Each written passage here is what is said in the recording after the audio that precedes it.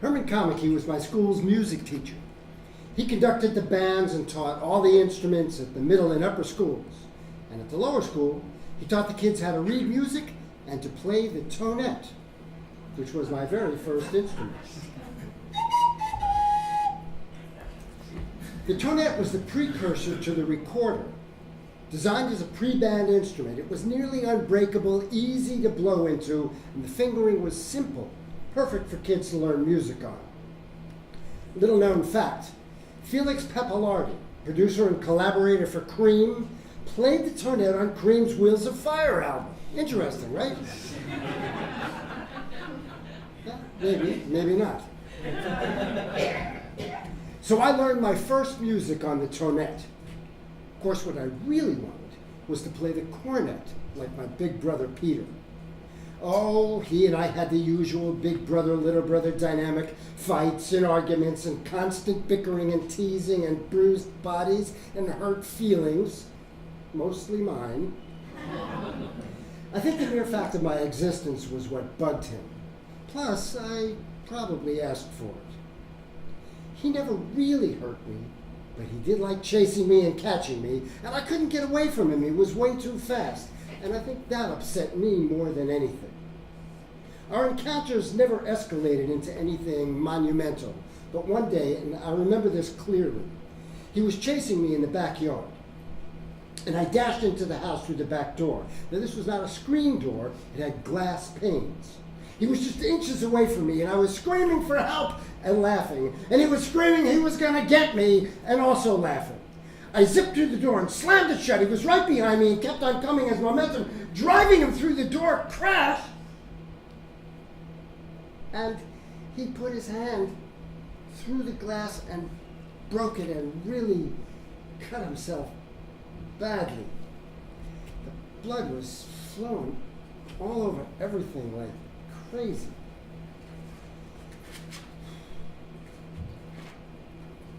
Peter didn't really even carry a grudge about it, and he never really blamed me. And in fact, I recently asked him about it.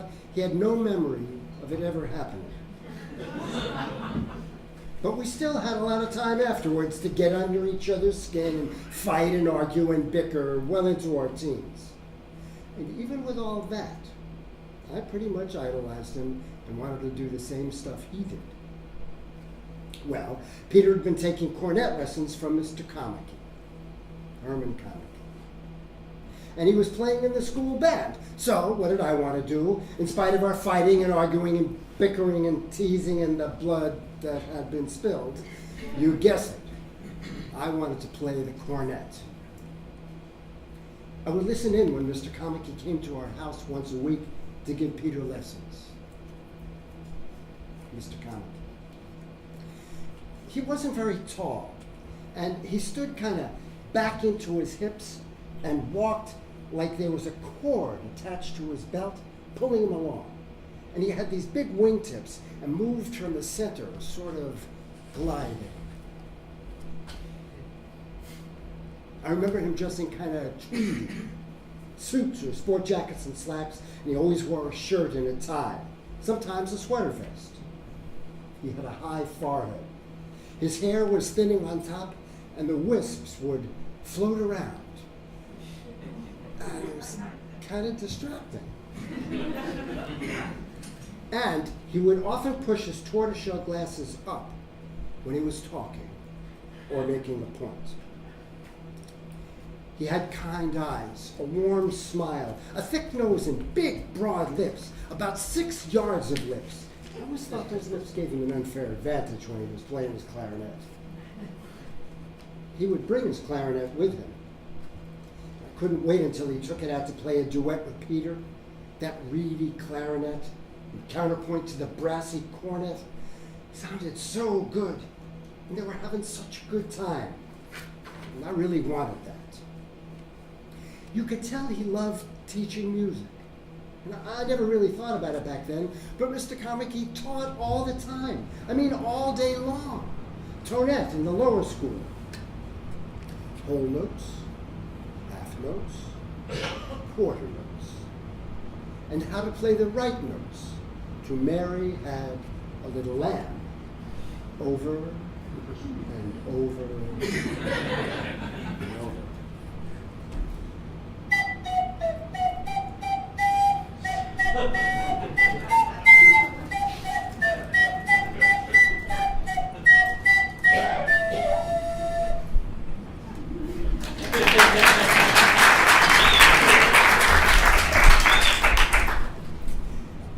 Yeah, he would walk around the music room and help each student individually.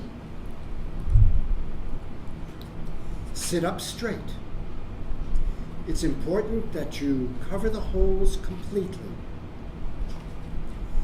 It's not necessary to blow quite so hard. He had no pretense. He had nothing to prove. He was just who he was, a teacher. You know how you can just tell by looking that someone likes what they do? Well, that was it. And I always respond to people like that. Anyway, he taught at the lower school and the middle school and the upper school and conducted the bands. And then he gave individual lessons at people's houses. Did he ever go home to his own house, to his family? And he did this year after year after year. He was, for me, almost like a favored uncle. I looked forward to seeing him at our weekly lessons, even if I hadn't practiced enough. He was always good to me and pushed me when I needed pushing, like when my braces hurt and I wanted to quit. Playing the trumpet will actually help speed up the orthodontic process. And just think how strong your lips will become. And I bought that. Well, I wanted to, because it was him. Mr. Commike exposed me to classical music, intricate Bach counterpoints, brilliant Purcell. But he also had me playing ragtime and New Orleans jazz licks against his sweet clarinet. And well, that was later on as I got better and more advanced. In the early days, though, we spent a lot of time on John Philip Sousa, the March King. Dun dun dun dun dun dun dun dun dun dun go dun dun dun dun dun dun dun dun dun dun dun. It was not my favorite kind of music, but it was always compelling, kind of catchy. And Mr. Commike worked me on those techniques over and over until they were coming out of my ears. A little boring and dogmatic, but because they were predictable, they were easy to memorize and play. When you played them correctly, you learned a great deal about how the instrument worked and how to make clean, clear, crisp brass sounds. My first training ground was John Philip Sousa, and it laid the foundation for everything else.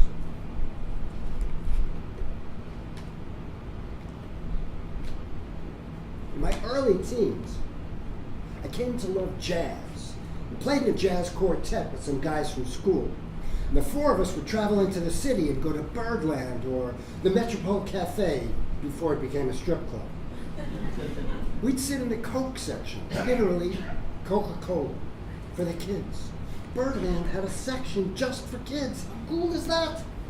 We saw Count Basie and Duke Ellington, Jonah Jones, Miles Davis, so many more.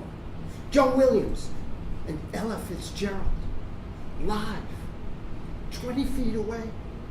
Amazing. I didn't realize then how amazing that really was.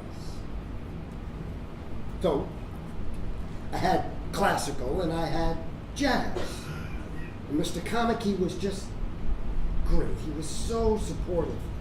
He encouraged me to learn all the different kinds of music, but to always maintain my classical roots. And he would always be there for me, lending a guiding hand. In my senior year in high school, I practically gave up the trumpet entirely. I had discovered folk music. Suddenly it was Peter, Paul and Mary, the Weavers, Odetta, Phil Oakes, Gordon Lightfoot. I bought a second-hand guitar and taught myself how to play. I played it until my fingers bled. One chord, E, and then another, A, and then one more. I added B seventh, and I could play songs and sing along. But I really loved playing and singing at home, you know, just letting loose and getting into it. But the best was playing and singing with others. Well, okay, fine, especially the girls. I'd always loved the girls since I was little. And the girls loved me back when I played. Oh man, that was good. They loved Michael row the boat ashore, hallelujah.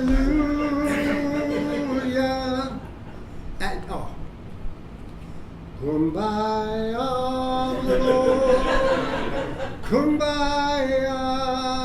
We were so reverent with Kumbaya. And the best thing about having a guitar and being able to play and sing was getting others to sing along with me. So sing along.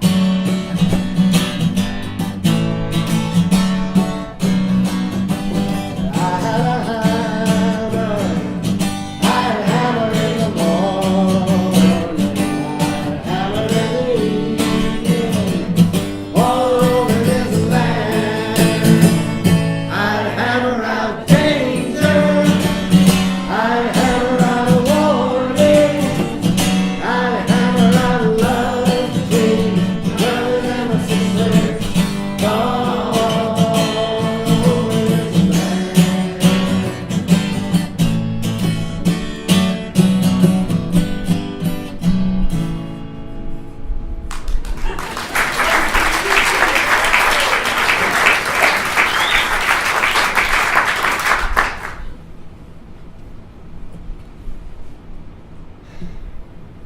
So over time, I found that the trumpet wasn't doing it for me anymore.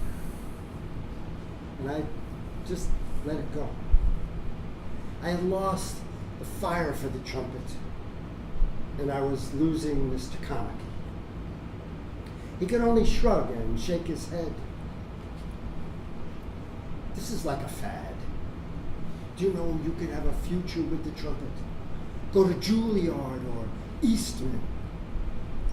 Juilliard, Eastman, boy, those were some really, really good schools. Still are.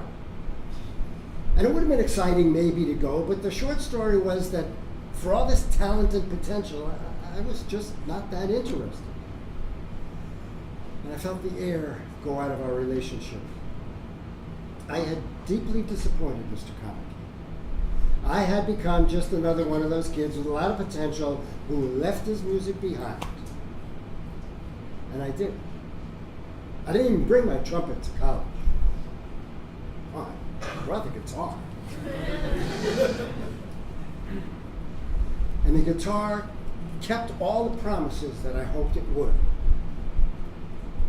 But there were some promises it couldn't even begin to make.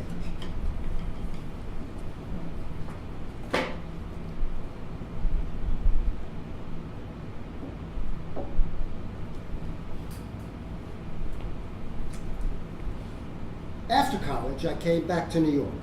It was 1968, Vietnam, the draft lottery. It was a scary time. The draft was hanging like a foreboding cloud over our heads, especially those who held low numbers, which went up into the hundreds. I had 69. Figures. In November, I received notice to report for my physical. Guys were running away to Canada, taking massive amounts of drugs to raise their blood pressure, make themselves crazy or go psychotic. They went back to school or became teachers. Some got out because they were gay. I had an ace in the hole. When I was in college, I'd had surgery on both of my knees. Now, there was no arthroscopic surgery back then, so I had these big, ugly, and I must say, impressive scars on my knees. So when I got my notice, I went back to my doctors. And they said, no problem. They weren't taking guys who'd had surgery, and I'd had two. Plus, I already had arthritis. My knees were a mess. Excellent. I was deformed, so I would get deferred. I boarded the Army bus to Fort Hamilton on that appointed day, armed with x-rays and histories and medical records and notes from my doctors, and proceeded to stand in line and wait for an interminable amount of time. There were hundreds of us, slightly freaked out, low-number lottery winners. Of all the lotteries I'd ever hoped to win in my life, this was certainly not one of them.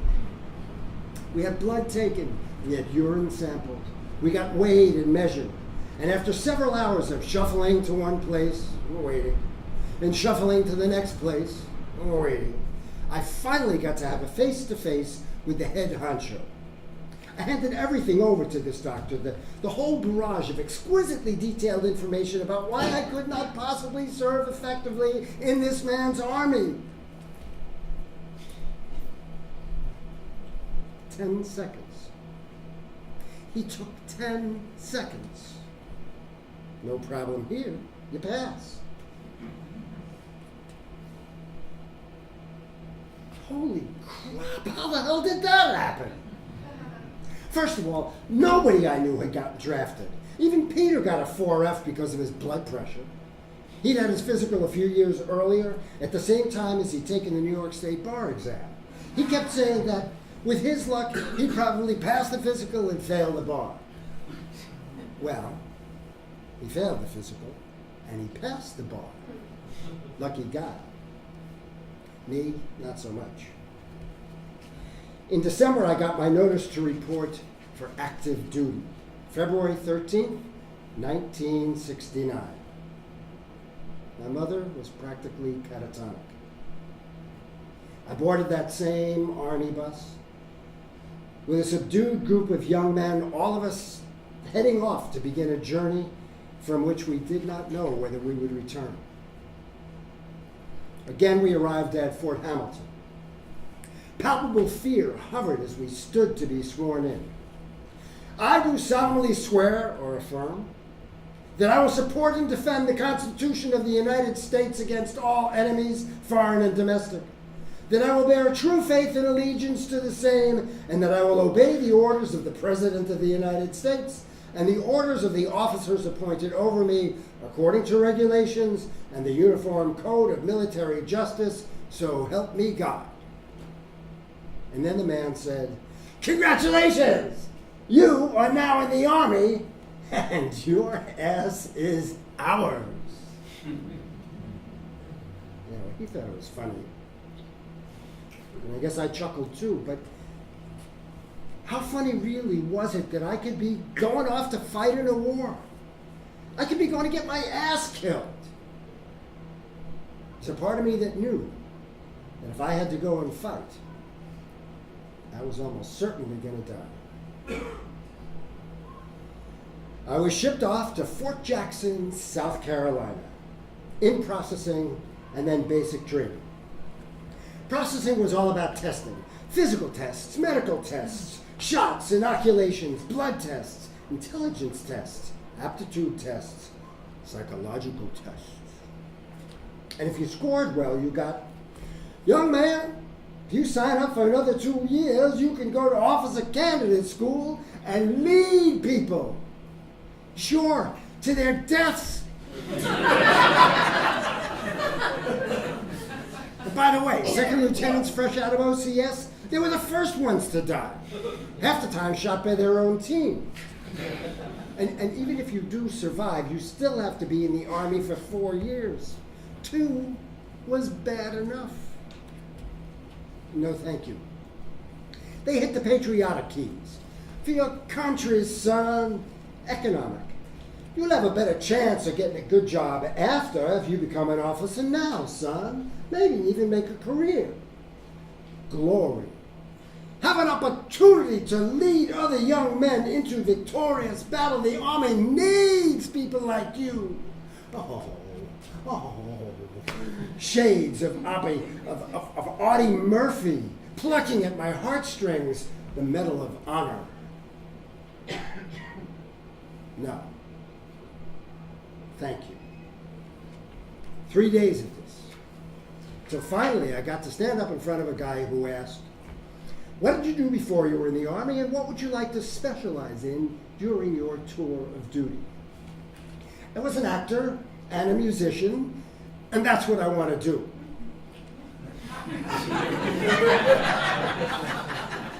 Sorry. We're not hiring actors. Oh, well then I guess I failed. Thank you very much. Nice try.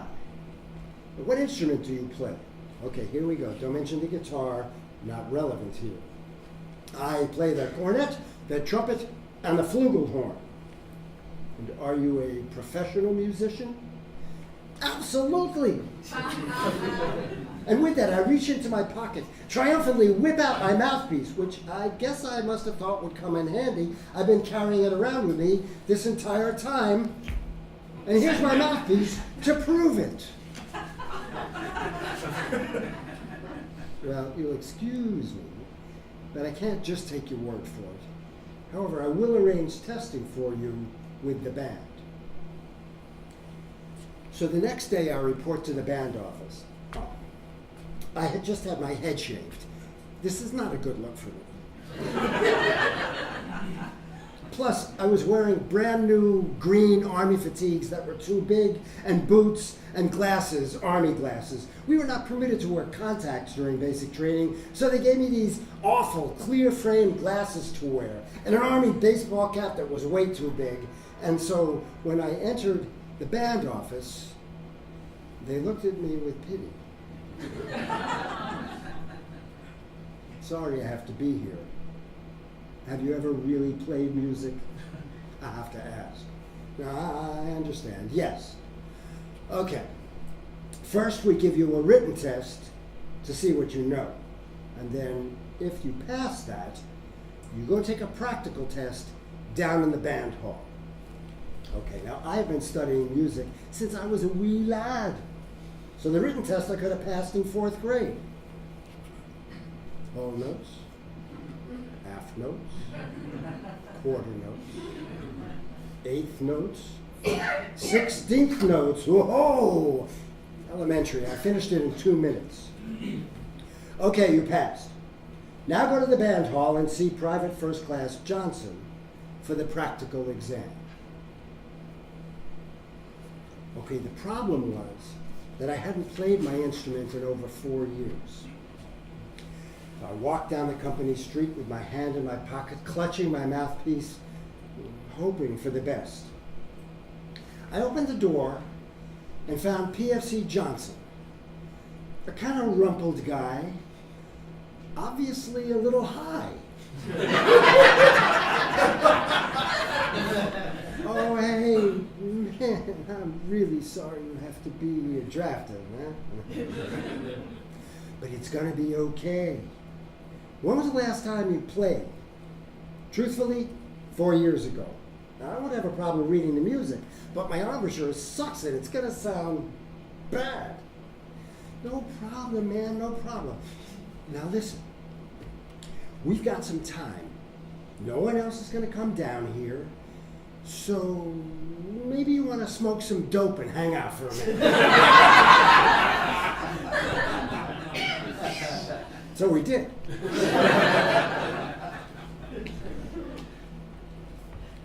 Now all you have to do is keep playing. I just need to see that you know how. So once you start, don't stop until I tell you, and don't worry about how it sounds, okay? And here's the music. Start whenever you're ready. So I go and get the cornet.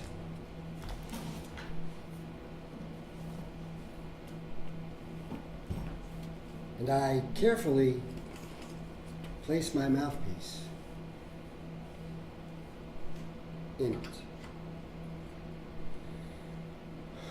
All my years of playing and practicing and studying on the line here. Life or death. And I turn to face the music. And who is the composer in this piece of music that I'm hearing? John Philip Sousa! I practically burst into tears. And then I play it.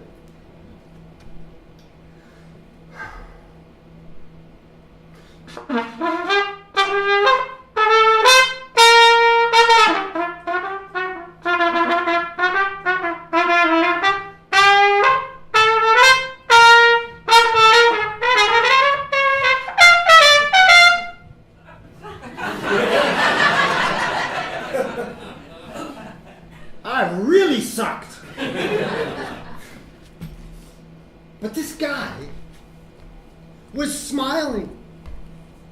This guy I barely know was smiling at me, and he says to me, "Brother!" That's what we used to call each other back then. "Brother!" And then he comes up to me and he gives me that handshake, this one. And he gives me a bear hug and he says to me, "Brother, you passed." And then he says, "Now listen, they are short of trumpet players all over the world. And there are bands everywhere, yes, even including Vietnam. But don't you worry, because wherever you go, you are going to be in a band." Well, he seemed convinced, but I knew there was no get-out-of-jail-free card here. I wasn't so sure I could take this PFC's word for it, not to mention we were stoned. And I still had to do basic training. So just in case, I gave it my all. I became a highly trained, lethal fighting machine. Seriously. I maxed the physical testing, won an award for hand-to-hand combat, was rated an expert marksman, and the constant running and crawling and carrying of packs and rifles and more running and hundreds upon hundreds of push-ups and monkey bars. Oh, monkey bars. We have to do monkey bars before every meal. Monkey bars! Breakfast. Monkey bars! Lunch. Monkey bars! Dinner. Plates full of meat and potatoes and bread. Oh, the bread. I found a dead bug baked into a slice of bread once. Don't worry about that, son. It's government inspected. Well, that made me feel better. So with all this running and jumping and push-ups and crawling and monkey bars, I filled out to 195 pounds of rock-solid fighting machine. And I had earned the reputation of not allowing people to push me around. You see, they somehow want to take advantage of you down south when you were a four-eyed New York Jew who graduated from college. Go figure. Plus, they had put me in charge. So they tested me, my peers. I even got attacked a couple of times. But I must have passed their tests because eventually they stopped bothering. Well, then a couple of days before we graduated, we were called together to get our orders for our next assignments. Possibilities, grim for many. Advanced infantry training in Vietnam. The first sergeant, a man with no neck and a voice like gravel being processed in a Cuisinart, says, "I'm not going to read you your actual MOS number because you won't know what that is. For instance, does anybody know what an O2B20 is?" "No, first sergeant," loud and clear and in unison. We'd been trained. "Jason!" Now I was standing way in the back. He had to shout over everybody. "Yes, first sergeant." "Do you know what an O2B20 is, Jason?" "No, first sergeant." "What is an O2B20? "An O2B20, Jason, and I do not understand how they could allow this to happen to a fine piece of fighting machinery like you. An O2B20, Jason, is a goddamn trumpet player." "How the fuck did you get in the band?" And as a unit, they turned on me. I had orders to go to Fort Sam Houston in San Antonio, Texas, to play with the 323rd United States Army Band. But first I had 13 days leave. So I went home. Two things. When I got home, the door to my bedroom was closed. And when I opened it, I found things exactly as I had left them a couple of months before. My bed was unmade. Socks and underwear from them still on the bed. My mother hadn't touched a thing. I wanted to ask her why.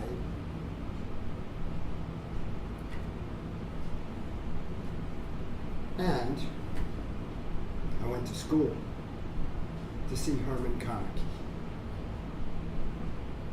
I climbed the stairs to Hessel Hall, the building that housed the auditorium, this beautiful old-fashioned red brick building with huge columns bracketing the stairs. My mind raced with all the things I could say to this glorious man, this giant of education, this favorite uncle, who had so insistently made me practice my Sousa. Would I first apologize for having left him behind? Or explain that thanks to him I would be staying a good distance from the fighting in Vietnam? Would I thank him for teaching me to appreciate and love music, for being there for me, supporting me growing up? Or would I tell his current students to listen to every word this man said, to not shy away from their potential, to practice, practice, practice? I entered the auditorium. It had big, high ceilings and 3 sets of old-fashioned wooden pews, curved wooden pews.